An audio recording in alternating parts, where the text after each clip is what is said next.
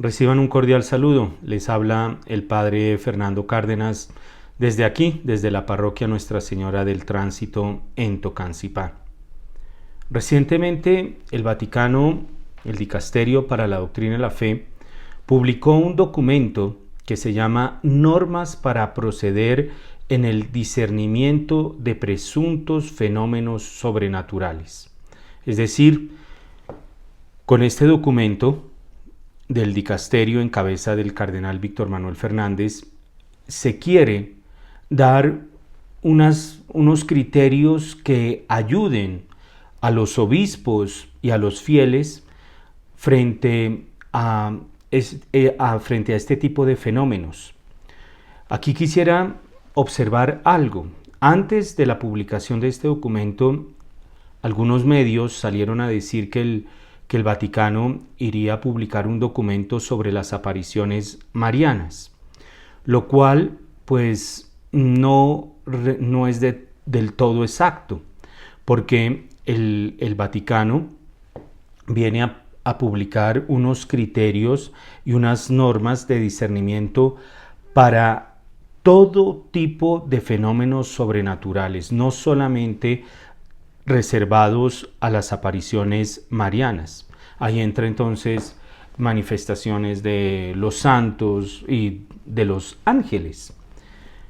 Algunas personas han dicho, y así lo creo, que este documento tiene unos criterios muy valiosos que enriquecen la manera como se debe actuar frente a estos fenómenos sobrenaturales.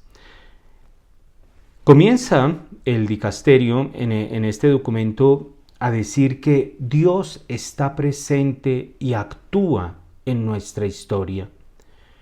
Creo yo que eso es necesario volverlo a recalcar. Dios está presente y actúa en nuestra historia. Benedicto XVI, en alguno de sus libros, dice que pareciera que Dios ya no tiene nada que decirle al hombre. Pareciera que Dios estorba, molesta con avances tecnológicos, avances científicos, avances en muchos campos, como que Dios ya no tiene nada que hacer. Pues bueno, el dicasterio, la Santa Sede, viene a poner de presente que Dios está presente y sigue actuando en la historia. El Espíritu Santo, continúa diciendo este documento, el Espíritu Santo, que brota del corazón resucitado, obra en la Iglesia con libertad divina y nos ofrece muchos dones preciosos que nos ayudan en el camino de la vida y estimulan nuestra maduración espiritual en la fidelidad al Evangelio. Aquí hay un criterio muy importante. Este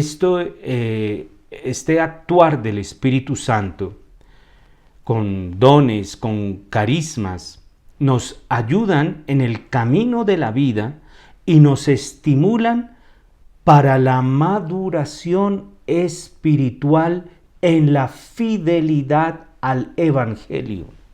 Es decir, no es seguir a tal persona, a tal otro que dice que ve, que oye, que se le aparece, que en fin. Son dones que pueden darse, que se han dado, no se niegan, se acogen cuando son verdaderos, auténticos, y se acogen para madurar en el camino de la fidelidad al Evangelio, a la persona de Cristo. Creo que es un criterio muy importante, porque hoy día estos personalismos dentro de la Iglesia, como diría San Pablo, algunos dicen soy de Apolo, otros dicen soy de Pablo. El camino, los dones que el Espíritu Santo suscita es para que maduremos en nuestra vida siguiendo el Evangelio. Continúo leyendo. Esta acción del Espíritu Santo incluye también la posibilidad de llegar a nuestros corazones a través de ciertos acontecimientos sobrenaturales, como por ejemplo las apariciones o visiones de Cristo o de la Virgen y otros fenómenos.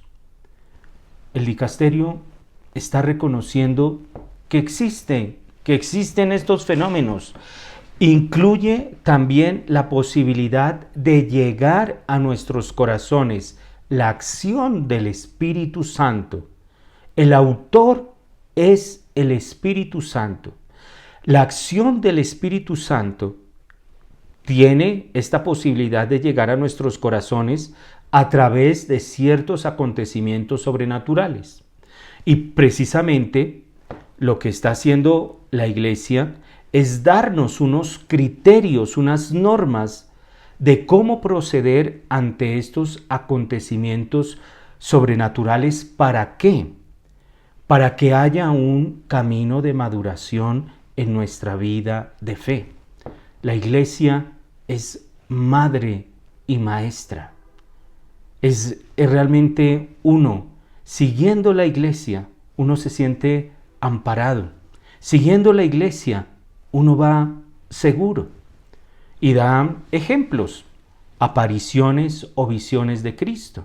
Por ejemplo, la aparición de nuestro Señor a Santa Margarita María Alacoque, que de ahí viene todo esta riqueza del Sagrado Corazón. Bueno, no solamente de ahí, pero se aparece a Santa Margarita María Alacoque y otras muchas apariciones reconocidas por la Iglesia, apariciones de Nuestra Señora en Lourdes, en Fátima, en fin, y otros fenómenos, apariciones de San José. Hay apariciones reconocidas de San José y de otros santos.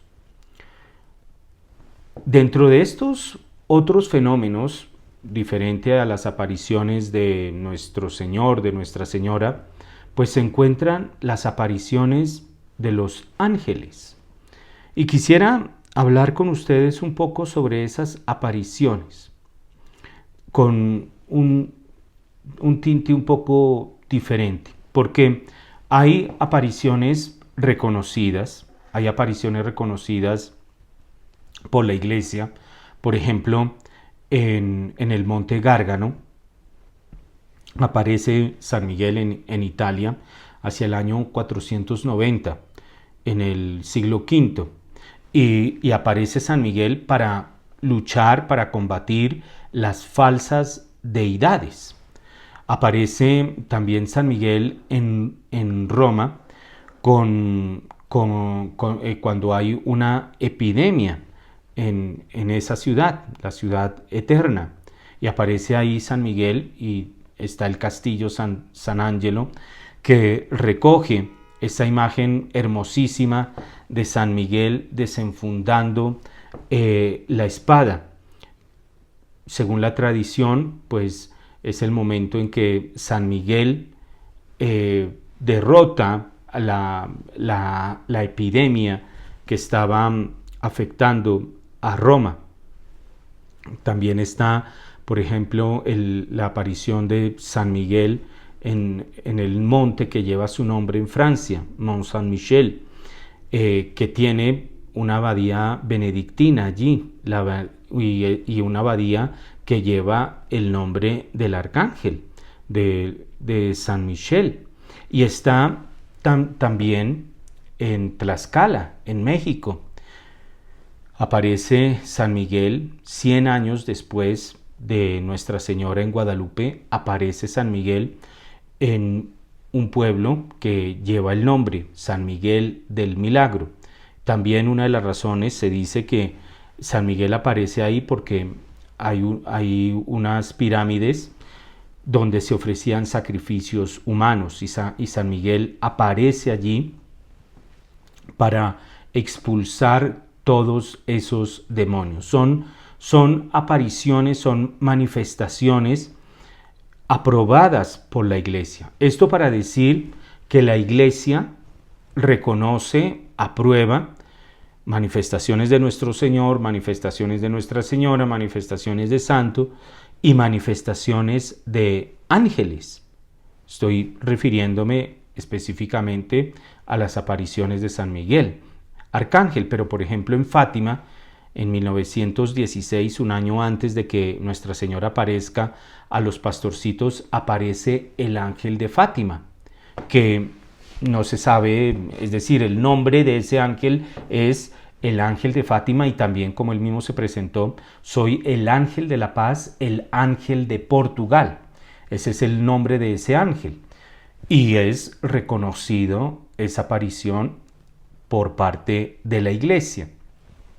Muchas de estas manifestaciones, sea de nuestro Señor, sea de los ángeles, pues han traído muchísima riqueza, frutos espirituales para el pueblo fiel. Ha habido un crecimiento en la vida de oración, un crecimiento en la vida espiritual, de devoción y de servicio a la Iglesia y a los demás. También, pues, en algunos casos, por ejemplo, mencionaba San Miguel del Milagro en México, o la abadía de San Michel en Francia, donde se han erigido templos, en el Monte Gárgano también. En muchos de estos fenómenos, entonces, ha dado pie a fenómenos de piedad, a fenómenos de un crecimiento de vida de oración, de santuarios que se han edificado en torno a los santos que han aparecido. Particularmente me estoy refiriendo a los santuarios dedicados a San Miguel, el Monte Gárgano, San Miguel del Milagro en México, y el Monte San Michel en Francia. En el Monte Gárgano está, por ejemplo, también enriquecido con el perdón angélico. En 1997, aquel que esté allí se confiese, reciba la comunión y tenga, pues, las disponibilidades para ganar una indulgencia plenaria, puede ganar una indulgencia plenaria. Son como regalos que da la Iglesia en este tipo de santuarios, reconociendo la presencia y la manifestación de San Miguel en el Monte Gárgano. Al Monte Gárgano peregrinó Juan Pablo II, al Monte Gárgano peregrinó San Francisco de Asís, y en la primera aparición, recordemos, San Miguel allí en el Monte Gárgano dice lo siguiente: estoy ante la presencia de Dios. Esta cueva es sagrada para mí, es de mi elección. No debe haber más sacrificios de sangre de toros, y esta gruta debe consagrarse al culto cristiano. Deseo que este lugar se venere en toda la tierra y sea privilegiado, pues es Dios quien me ha constituido protector y defensor de este sitio. Lo que aquí se pida en oración será concedido. Tiene unas gracias este lugar. Esto fue en la primera aparición, el 8 de mayo del año 490. Que se venere en toda la tierra ese lugar y sea privilegiado ese lugar. Y pues la Iglesia viene entonces como a hacer caso y da lo que se conoce como el perdón angélico. Abre los tesoros que tiene la Iglesia y concede la indulgencia plenaria. Y esto desde 1997. Hay tanta vida, dice el Dicasterio para la Doctrina de la Fe en este documento, Normas de Discernimiento para Presuntos Fenómenos Sobrenaturales, dice lo siguiente: hay tanta vida y belleza que el Señor siembra más allá de nuestros esquemas mentales y nuestros procedimientos. Las normas para proceder en el discernimiento de presuntos fenómenos sobrenaturales que ahora presentamos no quieren ser necesariamente ni un control ni aún menos un intento de apagar el espíritu. Repito, aquí lo que yo veo es la iglesia actuando como madre, la iglesia actuando como maestra, no queriendo encajonar el Espíritu Santo, no queriendo encajonar las manifestaciones de nuestro Señor, de Nuestra Señora, de los santos ángeles a esquemas. No, dice, hay tanta vida y belleza que el Señor siembra más allá de nuestros esquemas mentales y de nuestros procedimientos. Lo que quiere la iglesia entonces es darnos unos criterios para saber cómo actuar ante estos hechos. Y continúa el documento, que reconoce que hay mucha vida, belleza del Señor que salen de nuestros esquemas mentales, pero también continúa el documento diciendo, al mismo tiempo, es necesario reconocer que en algunos casos de acontecimientos de presunto origen sobrenatural, se detectan problemas muy graves que perjudican a los fieles, y en tales casos la Iglesia debe actuar con toda su solicitud pastoral. Leyendo esto, uno se siente acogido, protegido por la Iglesia, porque ha habido acontecimientos donde hay problemas, y esos problemas vienen a perjudicar la vida de fe de los fieles. Y para evitar esto, la Iglesia entra, dice aquí el dicasterio, con una solicitud pastoral. Yo lo llamaría con una solicitud de madre. Problemas que el dicasterio enumera en este documento. Primero, obtener beneficios, poder, fama, notoriedad social, interés personal. Creo que para muchos, desafortunadamente, se presentan estos abusos, estos problemas graves. 2. Cometer actos gravemente inmorales. Ha ocurrido desafortunadamente. 3. Como medio o pretexto para ejercer dominio sobre las personas o cometer abusos. 4. La posibilidad de errores doctrinales, de reduccionismos indebidos en la propuesta del mensaje del Evangelio, la propagación de un espíritu sectario. La posibilidad de errores doctrinales, hay algunos que han salido diciendo que ellos tienen la infabilidad. En fin, y hay gente que lo sigue, no creen en la infabilidad del Papa, pero sí creen en la infidelidad, en la infabilidad de alguien que dice que el Espíritu Santo le dio la infabilidad y que por lo tanto todo lo que él diga está exento de error. Quinto, existe también la posibilidad que los fieles se vean arrastrados detrás de un acontecimiento atribuido a una iniciativa divina, pero que no es más que el fruto de la fantasía de alguien, de su deseo de novedad, de su mitomanía o de su tendencia a la falsedad. Son entonces 5 los problemas que este documento enumera. Repito, obtener beneficios, poder, fama, cometer actos gravemente inmorales, como medio o pretexto para ejercer dominio sobre las personas, la posibilidad de errores doctrinales, de reduccionismos indebidos en la propuesta del mensaje del Evangelio. Aquí hay algo que me acordé del reduccionismo del mensaje del Evangelio, que no se confiesan. ¿Por qué? No, porque hacemos tal práctica que nuestro fundadora nos enseñó.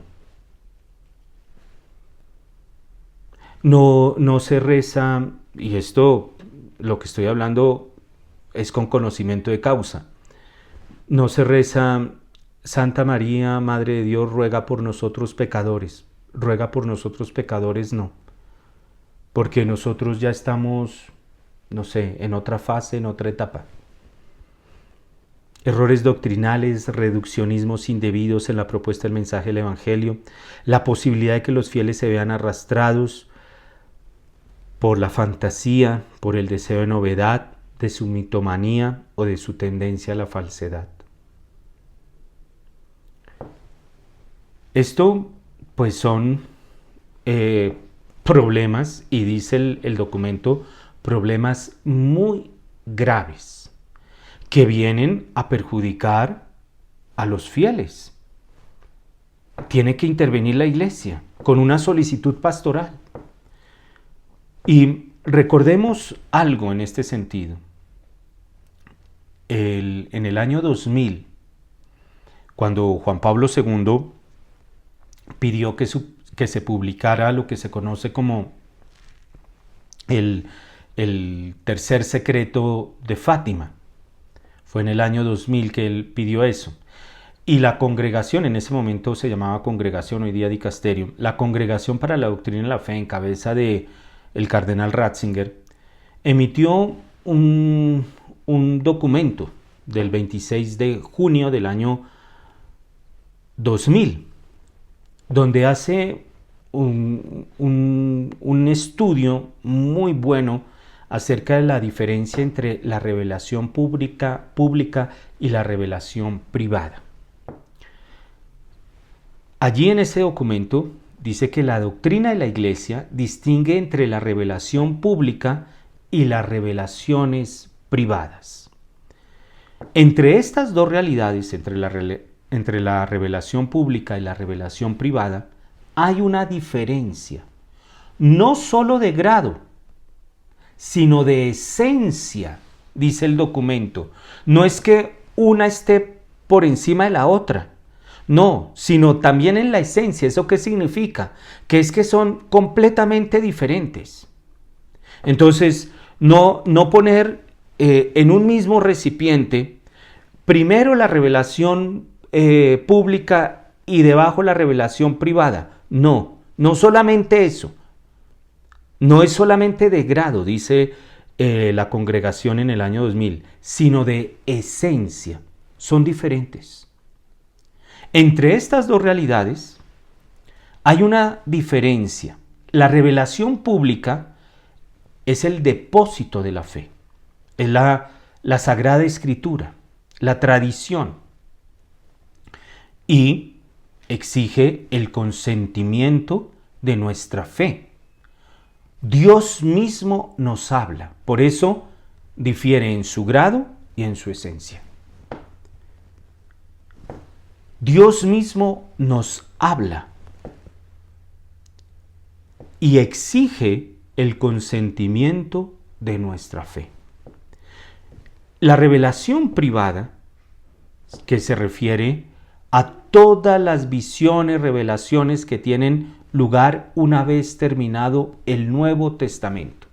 Entonces, ahí entra todo lo que hoy día el Dicasterio para la Doctrina de la Fe llama con el título de fenómenos sobrenaturales.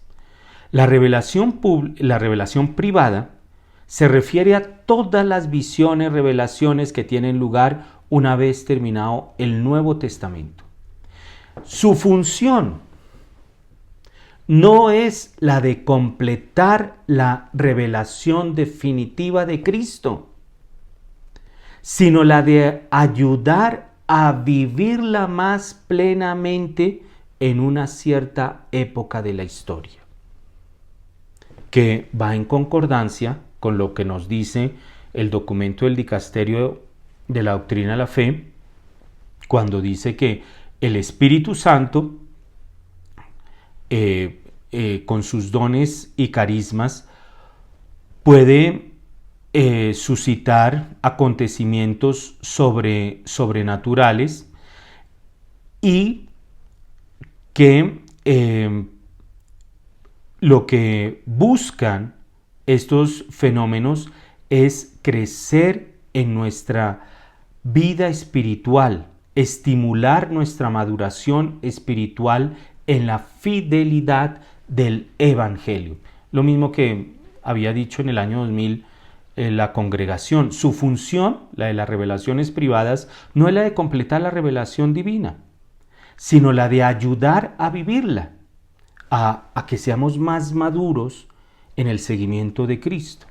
Es una ayuda la revelación privada, es una ayuda que se ofrece, pero no es obligatorio hacer uso de la misma. Es una ayuda.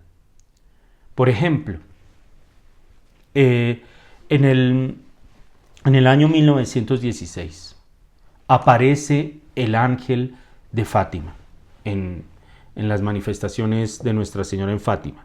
Aparece un año antes. Y les enseña a los pastorcitos lo que es el sacrificio. Y allí entonces los niños, Lucía, Francisco y Jacinta, pues aprenden lo que es el sacrificio y nosotros podemos aprender también cómo hacer sacrificios.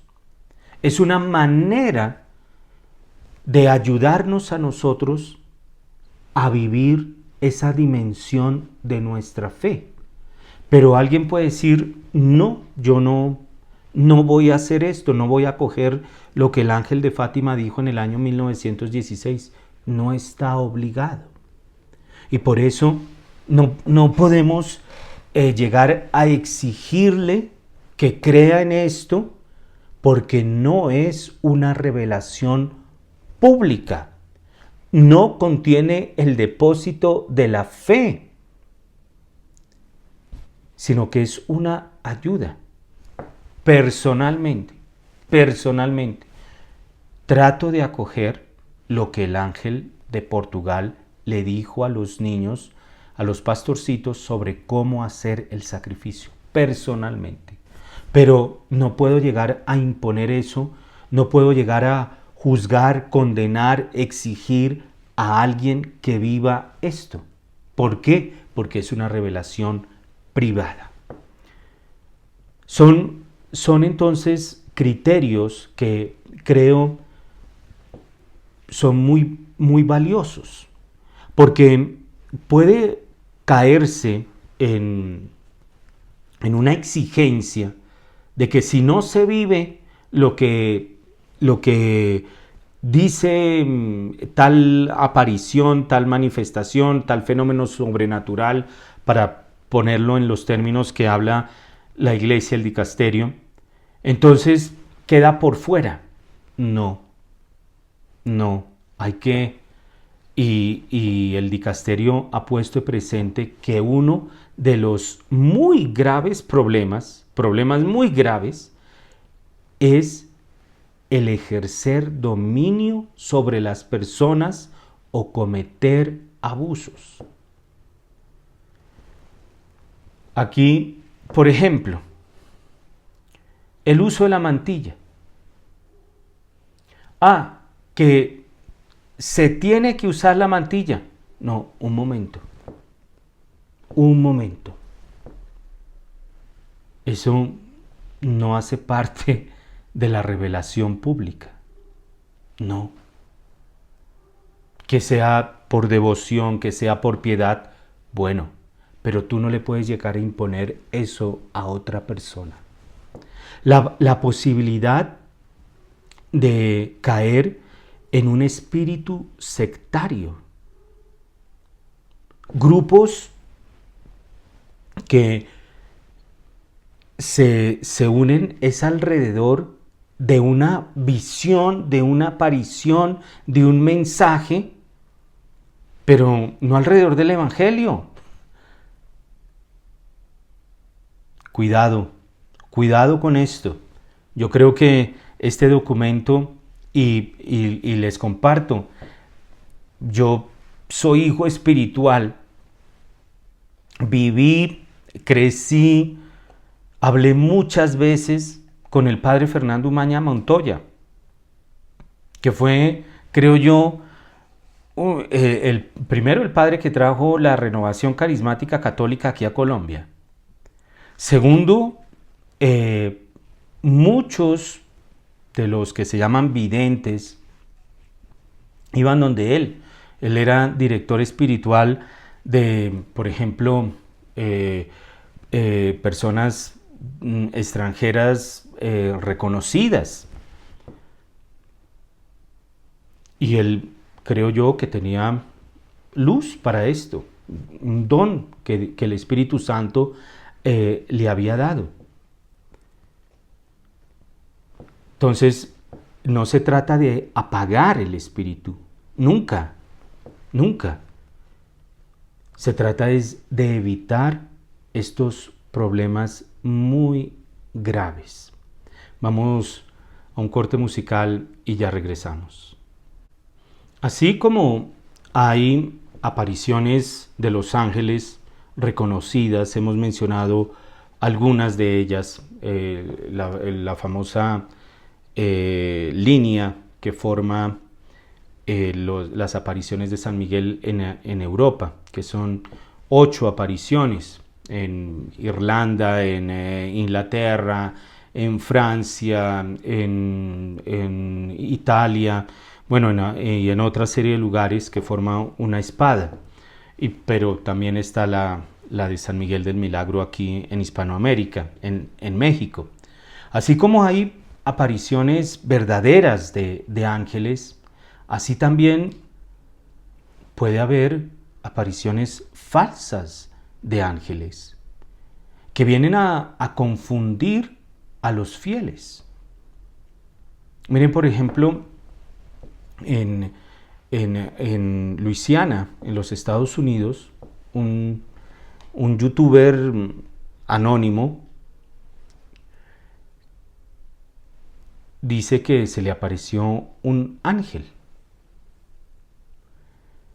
que ese ángel le habló del Papa Francisco, del Papa Benedicto XVI, de los acontecimientos de la Iglesia en los últimos 70 años, y este ángel le dice a este youtuber que le va a revelar el verdadero secreto de Fátima. Porque algunos sectores dicen que cuando se reveló el tercer secreto de Fátima, no se reveló completo, a pesar de que hay una carta de Sor Lucía diciendo que sí es el tercer secreto, que está completo, pero hay algunos sectores que dicen que no. Y le tocó salir al Papa Benedicto XVI a aclarar y decir que el tercer secreto de Fátima se había divulgado totalmente. Pero esta supuesta aparición del ángel en Luisiana ocurrió el 5 de agosto del año 2023. 5 de agosto del 2023. Se presenta como el mensajero angélico de Monroe, porque él es el pueblito ahí de Luisiana donde ocurrió esto. Allí condena al Vaticano, a la Iglesia. No ha sido aprobada y creo que no va a ser aprobada. Condena al Vaticano. Y este youtuber dice que grabó el audio por celular después de que una noche se le presenta a Benedicto XVI y le anuncia que va a llegar este mensajero angélico. Y bueno, entonces este youtuber, pues expectante de la llegada del mensajero angélico, deja prendido el audio del celular y lo graba. El mensaje que da este ángel dice así. Comienza el youtuber a decir que él estaba rezando. Esto lo leo. Estaba rezando el rosario y que hacia las 11 de la noche apareció una luz. Le dijo: no tengas miedo, no soy un compañero de servicio contigo, soy un mensajero del cielo y tengo noticias urgentes que debes proclamar al mundo. Él dice que la apariencia del ángel se me reveló y tenía 6 alas cubiertas de ojos, es decir, como un serafín. Con 2 alas el ángel voló, con 2 se cubrió la cara y con 2 se cubrió los pies.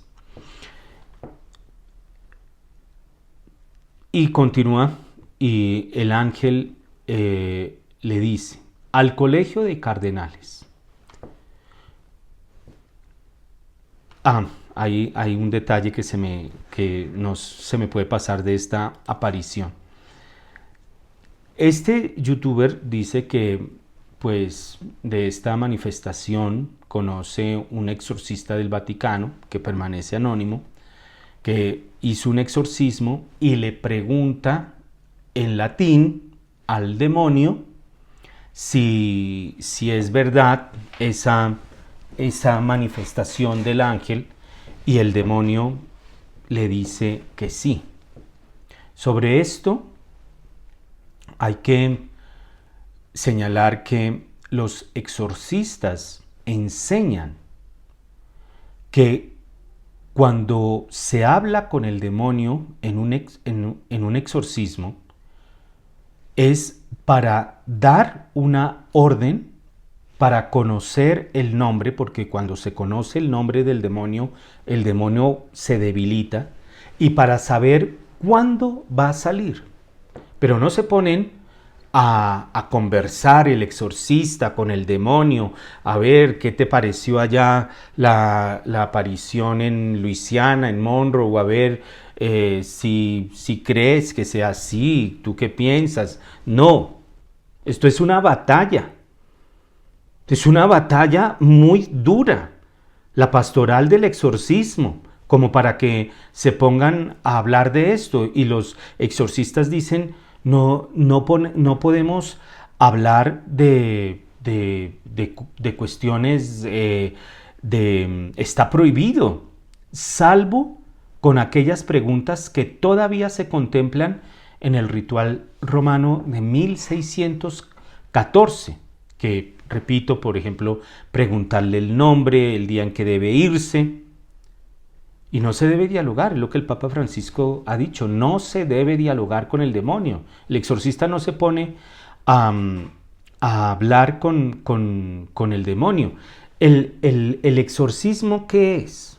El Catecismo de la Iglesia Católica, en el numeral 1673, dice lo siguiente: cuando la Iglesia pide públicamente y con autoridad, en nombre de Jesucristo, que una persona o un objeto sea protegido contra las acechanzas del maligno y sustraída a su dominio, se habla de exorcismo. El exorcismo solemne, llamado el gran exorcismo, solo puede ser practicado por un sacerdote y con el permiso del obispo. Es que por ahí hay algunos sacerdotes que se presentan como exorcistas y no tienen ningún permiso del obispo y están causando mucho daño, porque para todo es exorcismo. Y los exorcistas verdaderos que tienen el permiso del obispo dicen que, si bien es cierto, parece que este fenómeno se está incrementando, es el menos común. El menos común es el caso del exorcismo. Y continúa el catecismo. En estos casos es preciso proceder con prudencia, observando estrictamente las reglas establecidas por la Iglesia. El exorcismo intenta expulsar a los demonios o liberar del dominio demoníaco gracias a la autoridad espiritual que Jesús ha confiado a su Iglesia. Es importante asegurarse, antes de celebrar el exorcismo, de que se trata de una presencia del maligno y no de una enfermedad. Y es que estos, repito, algunos sacerdotes que se presentan como exorcistas sin tener permiso del obispo, sin ningún tipo de evaluación médica, psicológica, psiquiátrica, todo es exorcismo. Y es es considerar, hay veces, la psicología y esas ciencias auxiliares, esas ciencias médicas tan útiles, como no nos tienen nada que decir, es exorcismo. Y para todo practican exorcismo. Esto hay que tenerlo claro. Sobre el hablar del demonio, pues está prohibido. Está prohibido por el ritual. Y los exorcistas lo saben y los exorcistas no lo hacen. Y menos enredarse en especulaciones teológicas. Y hay que hacerlo con mucho discernimiento. Porque cuando el demonio habla, el demonio es el príncipe de la mentira. Entonces, no, que lo dijo el demonio en un exorcismo. Oye, sí, puede que sea así, pero es que lo dice el príncipe de la mentira. Miente todo el tiempo. Los exorcistas dicen que a menos que se le force al demonio decir la verdad, que odian decir la verdad, pero aún en esos casos hay que tomar con mucha precaución lo que dice el demonio.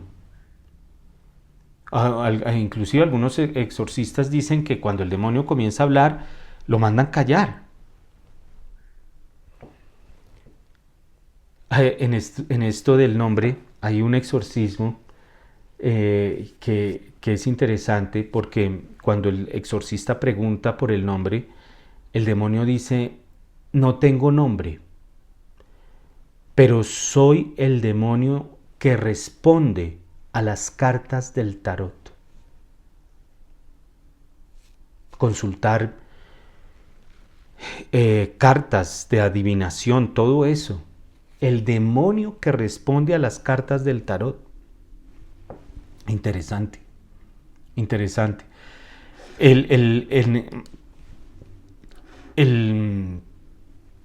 Este vidente, este youtuber anónimo que ve al mensajero, dice: los Nefilim se han infiltrado en la iglesia. ¿Qué son los Nefilim? Los Nefilim son unos gigantes que aparecen en la Sagrada Escritura, pero que los Nefilim se introdujeron en la iglesia, como los reptilianos, porque hoy día hablan de los reptilianos. No tengo ni idea de dónde sacan eso, pero hoy día hablan de los reptilianos. Aquí no hablan de los reptilianos, pero de los Nefilim. Y esto aparece en el libro del Génesis, en el capítulo 6. Allá ustedes lo pueden ver, versículos 1 al 9. Para no hacerlo muy largo, pues los Nefilim no son como una tercera raza.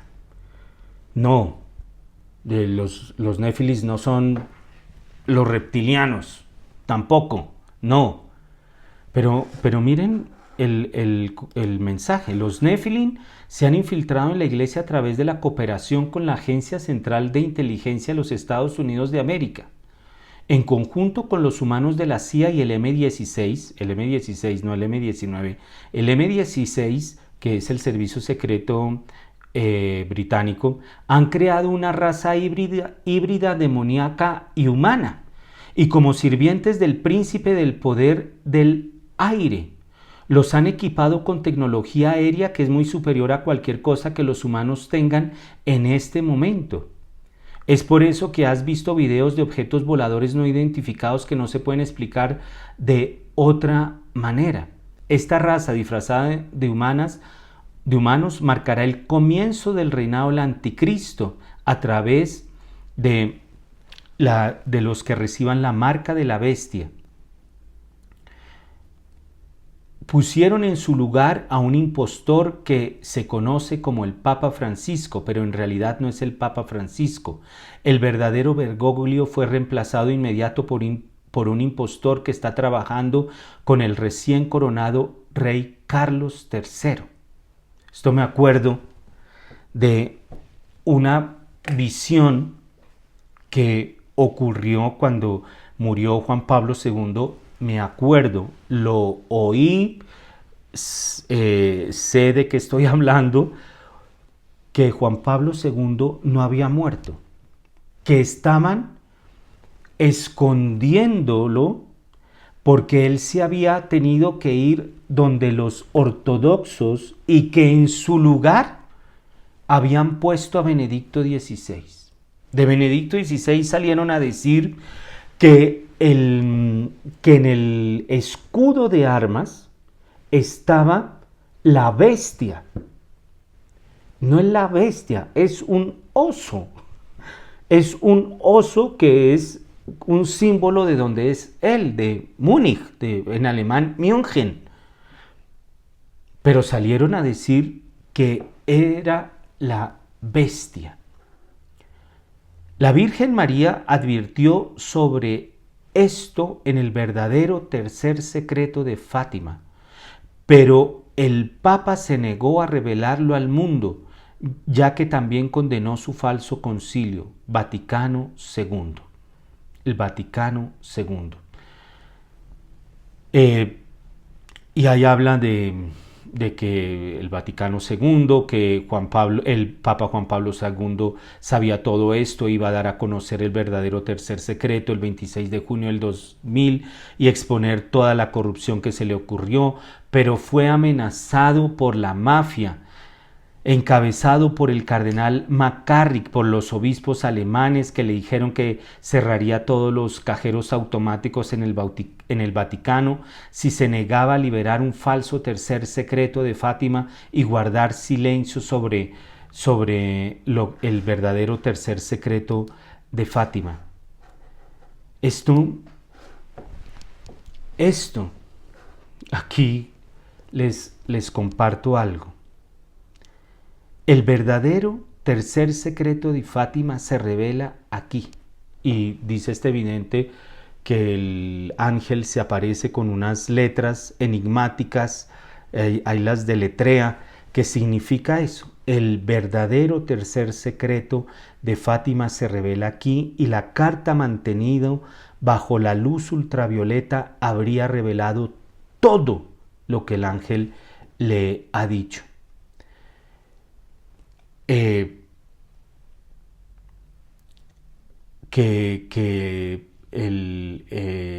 habla de Colombia. El Señor también envió un mensajero para confirmar todo esto a una monja en Colombia recientemente, pero fue interceptado por un demonio que se le apareció, como el Papa Benedicto XVI, es decir, un demonio que se le aparece en la figura del Papa Benedicto XVI. En realidad no fue el Papa Benedicto XVI, sino un demonio impostor enviado para confundirla y oscurecer la verdad. Todos los que son engañados por los demonios han abrazado la falsa aparición de esta monja colombiana. Solo los elegidos que no han sido engañados por el diablo los superaron. Ahora te estoy revelando la verdad y debido al fracaso de otros en arrepentirse, se enviará un último flagelo divino sobre el mundo y los 3 días de oscuridad pronto vendrán sobre ti. Te debes preparar. Miren, aquí este youtuber dice que sí, que el ángel terminó las palabras diciendo que todo aquel que no crea en esto será castigado. Es el espíritu sectario. Generar opresión, dominación sobre los demás, este tipo de manipulación. Y yo pregunto, esto a todas luces es lo que hoy día se llama una fake news. Pero el contenido de esto, en muchos casos se da. Hay libros que el tercer secreto de Fátima no se reveló y hay gente que lo lee a pesar de tener el testimonio de una persona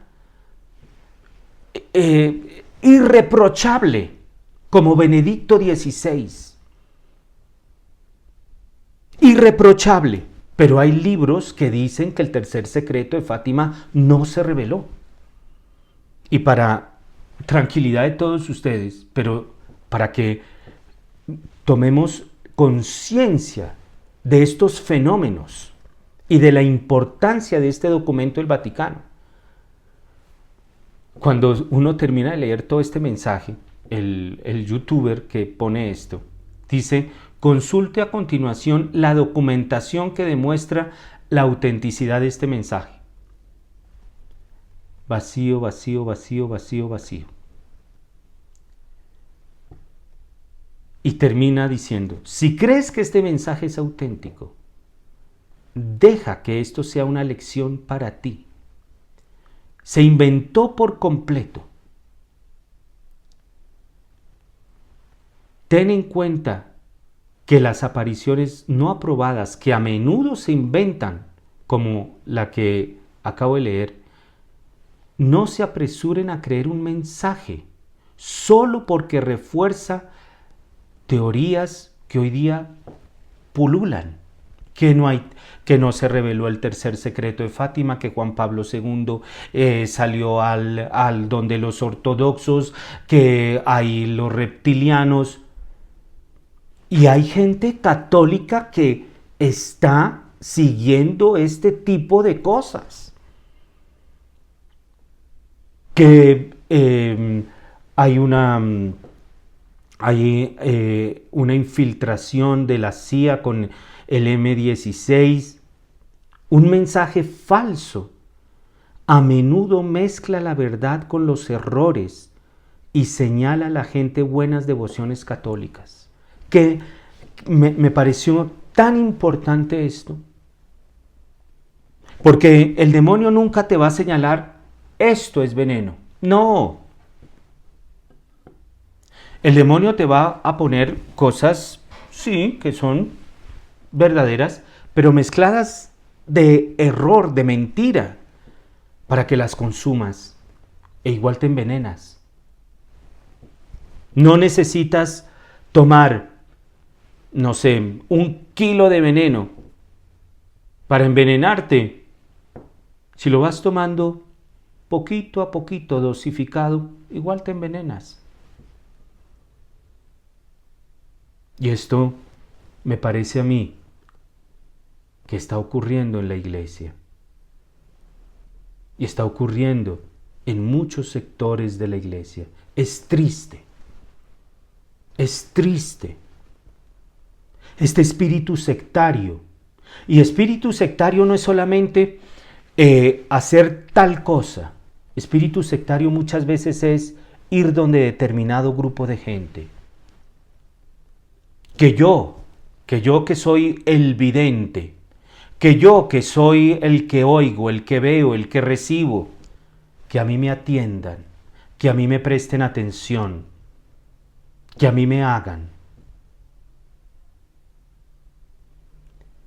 Un mensaje falso a menudo mezcla la verdad con los errores y señala a la gente buenas devociones católicas.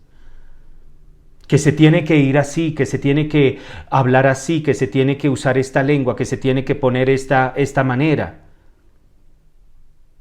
El hecho de que lo haga no significa que venga de Dios. Y por eso Dios da un magisterio. Y nos da la iglesia, que es madre y maestra. Y la iglesia viene a darnos estos criterios.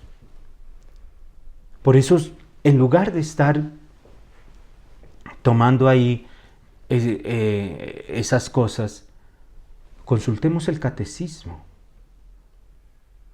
El catecismo de la Iglesia Católica. Aquí el Padre Germán en Radio María ha hecho unos programazos sobre el catecismo. Oigámoslo, oigamos Radio María, oigamos los distintos formadores, no lo digo por mí, lo digo por la riqueza de tantos formadores.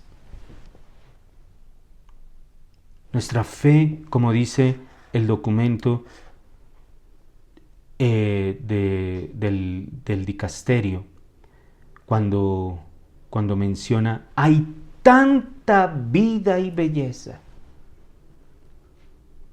Leer una encíclica, leer una biografía, leer un escrito de un santo, de un padre de la iglesia.